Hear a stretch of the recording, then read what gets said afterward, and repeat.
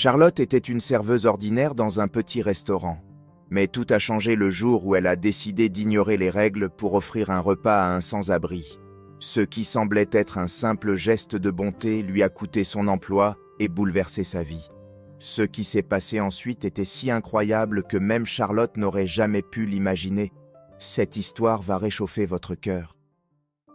C'était une journée typique dans le petit restaurant où travaillait Charlotte.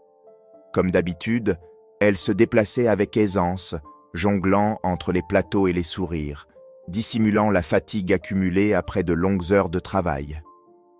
La routine était monotone, mais Charlotte s'efforçait de garder son enthousiasme, traitant chaque client avec la même gentillesse. Ce jour-là, alors qu'elle apportait un plateau chargé d'assiettes à une table du fond, quelque chose attira son attention à travers la vitre. Dehors, assis sur le trottoir, se trouvait un homme noir. Ses vêtements étaient usés et une casquette délavée peinait à cacher ses cheveux en bataille. Le froid semblait transpercer sa peau, car il était recroquevillé sur lui-même, serrant contre lui une petite couverture à peine suffisante pour couvrir ses genoux. Charlotte s'arrêta un instant, troublée par le vide dans son regard. Après avoir servi la table, elle retourna au comptoir, mais son esprit restait fixé sur l'image de cet homme. Qui est-il ? Depuis combien de temps est-il là ? Se demanda-t-elle en remplissant des verres de soda pour une autre table. Elle remarqua bientôt qu'il regardait à l'intérieur du restaurant, comme s'il rêvait d'y entrer, mais n'osait pas franchir la porte. Charlotte sentit un pincement au cœur. Ce n'était pas la première fois qu'elle voyait quelqu'un en difficulté, mais quelque chose de différent émanait de cet homme. Résolue, elle se dirigea vers la cuisine et prépara une assiette avec ce qu'il y avait de plus simple, mais de savoureux. Du riz, des haricots, un morceau de viande et quelques légumes. L'odeur était réconfortante, rappelant la chaleur d'un foyer, même pour quelqu'un qui n'en avait plus. Quand l'assiette fut prête, elle jeta un coup d'œil autour d'elle pour s'assurer que son patron était occupé ailleurs, puis sortit par la porte de service. En s'approchant de l'homme, il leva lentement les yeux, visiblement surpris de la voir. « Excusez-moi, monsieur, » dit Charlotte, tenant l'assiette avec précaution. « Je vous ai vu là, et je me suis dit que vous aviez peut-être faim. » L'homme hésita. « Je n'ai pas d'argent, » murmura-t-il d'une voix rauque et faible, comme s'il n'avait pas parlé à quelqu'un depuis longtemps. Charlotte sourit, cherchant à le rassurer. « Ce n'est pas pour vous faire payer. C'est juste un peu de nourriture. S'il vous plaît, acceptez. » Il regarda l'assiette, puis Charlotte. Pendant un instant, il sembla lutter contre lui-même. Finalement, il soupira et prit l'assiette de ses mains tremblantes. « Merci, » murmura-t-il presque dans un souffle. Charlotte s'assit à ses côtés sur le trottoir, ignorant les regards curieux des passants. « Je m'appelle Charlotte, et vous ?» Il hésita de nouveau puis répondit « Théodore. Enchanté de faire votre connaissance, Théodore. » L'homme commença à manger lentement, comme s'il voulait savourer chaque bouchée. Charlotte remarqua qu'il avait faim, mais qu'il tenait à conserver une certaine dignité, mangeant avec soin malgré ses mains visiblement sales. « Cela fait longtemps que vous êtes dans la rue ?» demanda-t-elle doucement, veillant à ne pas paraître intrusive. « Depuis mon retour du service militaire, » répondit Théodore sans lever les yeux de l'assiette. « Je pensais avoir une vie normale, mais rien ne s'est passé comme prévu. » Charlotte écouta en silence, ressentant une douleur qui n'était pas la sienne. « Ça doit être difficile, » dit-elle avec empathie. « Je ne peux pas imaginer ce que vous avez traversé, mais je suis heureuse de pouvoir aider un peu aujourd'hui. » Théodore leva les yeux, la regardant pour la première fois avec plus d'attention. « Pourquoi faites-vous cela ?» Charlotte sourit à nouveau. « Parce que je pense que tout le monde a besoin d'un coup de main à un moment ou un autre. » Il ne répondit pas immédiatement, se contentant d'acquiescer, visiblement ému. Pendant un instant, le bruit de la circulation et l'agitation autour d'eux semblèrent disparaître, ne laissant que ce moment de partage entre deux êtres humains.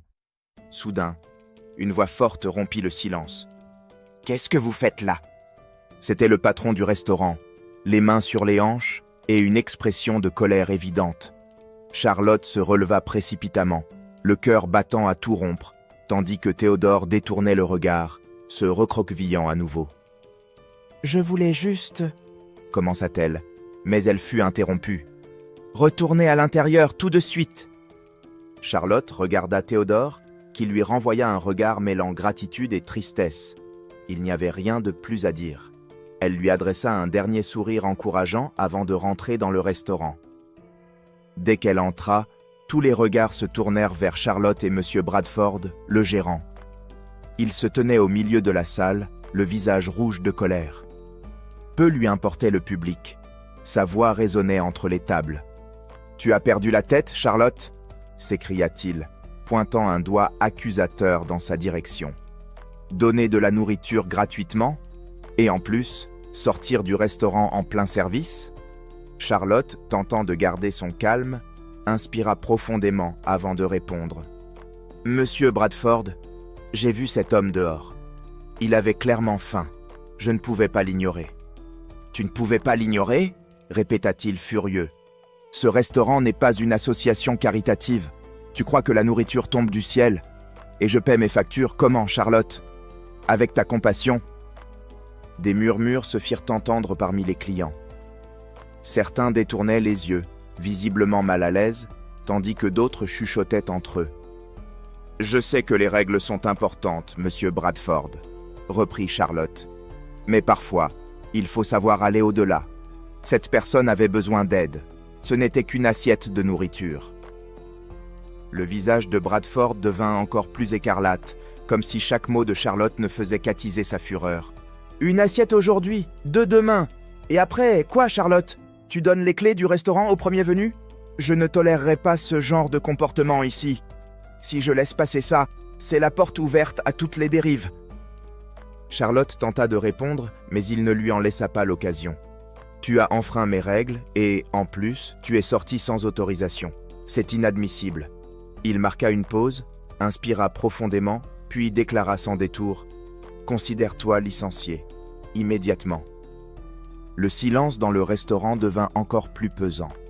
Charlotte sentit un frisson glacé lui parcourir le dos, comme si le sol s'effondrait sous ses pieds. Elle regarda autour d'elle, croisant des regards curieux et parfois même compatissants. Elle ne savait pas ce qui était le plus difficile, l'humiliation publique ou l'idée de perdre son emploi. « Si c'est ce qu'il faut, mais je ne m'excuserai pas d'avoir aidé quelqu'un. » Bradford souffla bruyamment, secouant la tête avec mépris. « Sors de mon restaurant, immédiatement. » Charlotte releva la tête, luttant contre les larmes, puis se tourna pour récupérer ses affaires au vestiaire. Le tintement des couverts et des assiettes reprit peu à peu, comme si les clients tentaient de faire semblant que rien ne s'était passé. Mais les murmures, eux, persistaient. Quand elle franchit la porte de service, l'air glacé de la rue la frappa comme une gifle. Charlotte s'arrêta un instant, croisant ses bras pour se réchauffer, tandis que le poids de la situation s'abattait sur elle. Elle était sans emploi, sans revenu, et tellement de questions tournaient dans son esprit qu'elle n'arrivait plus à réfléchir clairement. Elle marcha jusqu'au trottoir et s'assit là où Théodore s'était trouvé un peu plus tôt. Le même bout de béton, la même vue sur les passants indifférents. À présent, c'était elle qui ressentait le poids de la solitude et de l'incertitude. « Est-ce que j'ai bien fait ?» murmura-t-elle pour elle-même, les yeux fixés sur le sol. Charlotte serra ses genoux contre sa poitrine, submergée par un tourbillon d'émotions, la honte, la tristesse, mais aussi une étrange sensation de soulagement. Malgré tout, elle savait qu'elle n'aurait pas pu agir autrement. Alors qu'elle restait là, regardant distraitement le va-et-vient de la ville, elle entendit des pas se rapprocher. Elle ne leva pas immédiatement les yeux, mais ce bruit lui semblait familier. Lorsqu'elle finit par regarder devant elle, elle vit Théodore, debout à quelques mètres d'elle. Il tenait l'assiette vide qu'elle lui avait donnée plus tôt, soigneusement nettoyée et enveloppée dans un tissu. « J'ai entendu ce qui s'est passé à l'intérieur, » dit-il d'une voix basse. « Vous avez perdu votre emploi à cause de moi ?» Charlotte soupira et tenta de sourire, bien que son sourire fût faible. « Ce n'est pas à cause de vous, c'est à cause de mon choix. » Théodore s'agenouilla à côté d'elle, tenant l'assiette comme un objet précieux. « Je ne sais pas comment vous remercier. Mais je suis désolé. Vraiment. » Elle secoua la tête, essuyant une larme solitaire qui s'échappa avant qu'elle ne puisse la retenir. « Vous n'avez pas à me remercier. Vous aviez besoin d'aide, c'est tout. » Un silence s'installa entre eux, un silence étrange mais rempli de sens. La rue continuait de bouger autour d'eux, indifférente à ce qui venait de se passer. Soudain, le bruit de pas déterminés attira l'attention des deux. Charlotte leva la tête, intriguée, et vit un homme élégamment vêtu, portant un manteau chic et un chapeau en feutre, accompagné d'un assistant tenant une mallette. Son expression était amicale mais résolue, et il avançait droit vers eux. « Bonjour », dit l'homme en s'arrêtant devant Charlotte. Surprise, elle échangea un regard avec Théodore, comme pour lui demander s'il savait qui était cet homme. Mais Théodore haussa simplement les épaules, tout aussi confus qu'elle. « Vous êtes Charlotte, c'est bien ça ?» continua l'homme, se penchant légèrement en avant. « Je m'appelle Richard Beckett. Je suis le maire de la ville. » Charlotte cligna des yeux, incrédule. « Le maire ?»« Oui, j'ai appris ce qui s'est passé aujourd'hui dans le restaurant, » répondit-il avec un sourire chaleureux. L'un des clients présents a été tellement impressionné par ce qu'il a décidé de me le raconter. Charlotte sentit son visage s'empourprer. « Impressionné ? Mais je n'ai fait que ce qui me semblait juste, » balbutia-t-elle, hésitante face à la présence d'une autorité aussi importante. Le maire secoua la tête, comme pour rejeter cette fausse modestie. « Cela, ma chère, fait toute la différence. Le monde a besoin de plus de personnes qui font simplement ce qui doit être fait, comme vous le dites. J'ai été touché par votre geste, et puisque j'étais dans le quartier, j'ai voulu venir vous voir. Vous avez vu une personne dans le besoin, et vous avez agi sans attendre quoi que ce soit en retour, malgré les conséquences. » Charlotte détourna le regard, sentant ses yeux se remplir de larmes. Mais elle ne voulait pas pleurer, pas encore. « J'ai perdu mon travail à cause de ça, » dit-elle d'une voix tremblante. « Je sais, et c'est précisément pour cette raison que je suis ici, » répondit Beckett en levant une main, comme pour balayer ses inquiétudes. « Je crois que vous méritez une meilleure opportunité. En fait, je pense que cette ville a besoin de quelqu'un comme vous. » Charlotte fronça les sourcils, perplexe. « Que voulez-vous dire ? » « Je suis le fondateur d'une organisation locale qui aide les anciens combattants et les personnes en situation de précarité, » expliqua-t-il avec un enthousiasme perceptible. « Nous gérons des centres d'accueil, des programmes de réinsertion et même des cuisines solidaires. Je suis toujours à la recherche de personnes passionnées et dévouées. Et d'après ce qu'on m'a raconté, vous correspondez parfaitement. Que diriez-vous de travailler avec nous ?» Le cœur de Charlotte fit un bond, mais elle hésita. « Je ne sais pas, » dit-elle, en jetant un regard vers Théodore, comme pour chercher un soutien. « Je n'ai aucune expérience dans ce domaine. Tout ce que je sais faire, c'est servir des tables. » Beckett rit doucement. « Charlotte, ce que vous avez fait aujourd'hui dépasse largement le service en salle. Vous avez créé un lien avec quelqu'un qui avait besoin d'aide. Cela, personne ne peut l'apprendre. Le reste, nous pouvons vous le transmettre. Et bien sûr, ce poste sera accompagné d'un salaire juste. » Théodore intervint finalement, sa voix douce mais empreinte de conviction. « Vous devriez accepter, Charlotte, pas pour vous, mais pour toutes les personnes comme moi qui ont besoin d'aide. » Elle regarda Théodore, puis Beckett. « Vous êtes sûr de vouloir me donner cette chance ? Je ne suis personne d'important, » dit-elle encore incrédule. Le maire hocha la tête avec un éclat dans les yeux. « J'en suis absolument certain. Et d'après ce que j'ai vu aujourd'hui, vous êtes déjà très importante pour notre communauté. Parfois, il suffit d'une seule personne pour rallumer la flamme chez les autres. » Charlotte sentit les larmes couler enfin, mais cette fois, c'étaient des larmes de soulagement et de gratitude. Elle prit une grande inspiration et, avec un sourire tremblant, répondit « Alors, je pense que je vais accepter. » Beckett tendit la main et Charlotte la serra, ressentant pour la première fois depuis des heures qu'un avenir meilleur s'offrait à elle. La nouvelle de ce qui s'était passé au restaurant et de la nouvelle opportunité de Charlotte se propagea rapidement. Dès le lendemain, des voisins, des commerçants et des habitants ordinaires commencèrent à se rendre à l'organisation du maire, apportant des dons et proposant leur aide comme bénévoles. C'était comme si le courage et la bonté de Charlotte avaient réveillé un esprit de solidarité dans toute la ville. Pendant ce temps, Charlotte tentait de tout assimiler. Elle ne savait pas exactement ce que l'avenir lui réservait, mais pour la première fois, elle avait le sentiment d'être exactement là où elle devait être. Les mois qui suivirent la rencontre entre Charlotte et Théodore au restaurant apportèrent des changements que personne n'aurait pu prédire. Théodore, qui semblait auparavant prisonnier d'un cycle sans fin de solitude et d'abandon, commença à réécrire son histoire. Grâce à l'aide de l'organisation de M. Beckett, il trouva refuge dans l'un des centres d'accueil, bénéficia d'un suivi médical et entama une thérapie pour l'aider à surmonter les traumatismes de son passé militaire. Charlotte visitait régulièrement le centre, suivant de près les progrès de Théodore. Un jour, en le trouvant dans une salle simple mais chaleureuse, elle remarqua quelque chose de différent. Il souriait tout en aidant un jeune vétéran à trier quelques documents.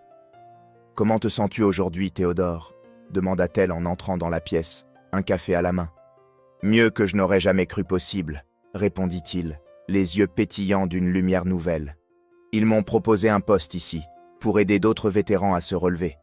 Je n'aurais jamais pensé que quelqu'un me ferait à nouveau confiance de cette façon. » Charlotte sourit, le cœur réchauffé par ces mots.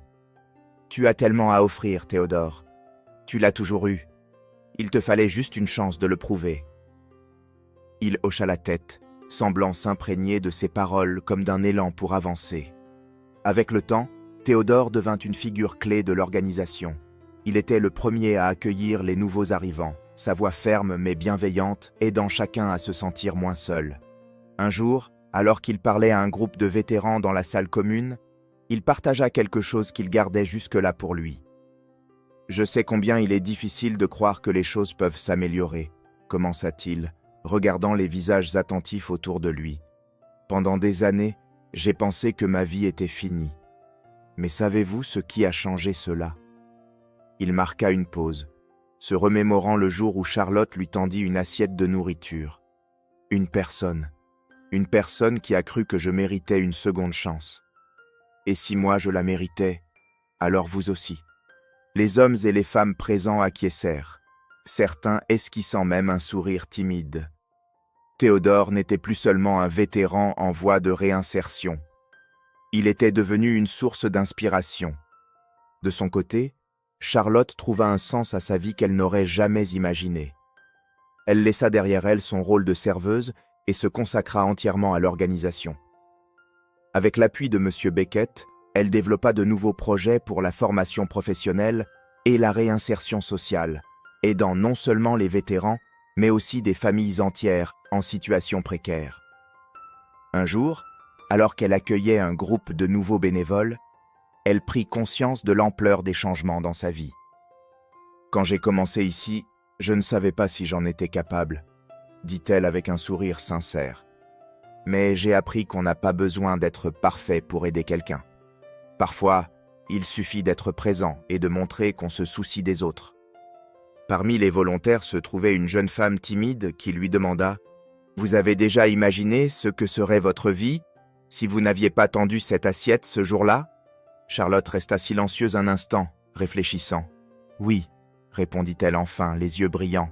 « Et chaque fois que j'y pense, je me remercie d'avoir écouté mon cœur ce jour-là. » Des années plus tard, l'histoire de Charlotte et Théodore était devenue une sorte de légende locale.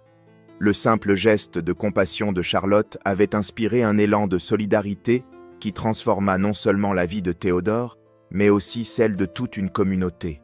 Sur la place centrale de la ville, là où il n'y avait autrefois qu'un espace vide, un mémorial dédié à la solidarité avait été érigé. On y trouvait un petit banc de pierre et une plaque gravée portant ces mots. Ne sous-estimez jamais le pouvoir d'un acte de bonté. Charlotte, avec quelques rides marquant le passage du temps, venait souvent s'asseoir sur ce banc. Un jour, Théodore la rejoignit, prenant place à ses côtés. « Regarde ça », dit-il en désignant les gens rassemblés sur la place, discutant, riant et partageant leurs histoires. « Tout cela, c'est grâce à toi, Charlotte. » Elle secoua doucement la tête, un sourire aux lèvres. « Ce n'est pas seulement moi, tu as joué un rôle important aussi. Peut-être, admit-il, mais rien de tout cela ne serait arrivé si tu ne t'étais pas arrêté ce jour-là. Une assiette de nourriture. Qui aurait cru qu'un geste aussi simple pouvait changer tant de choses?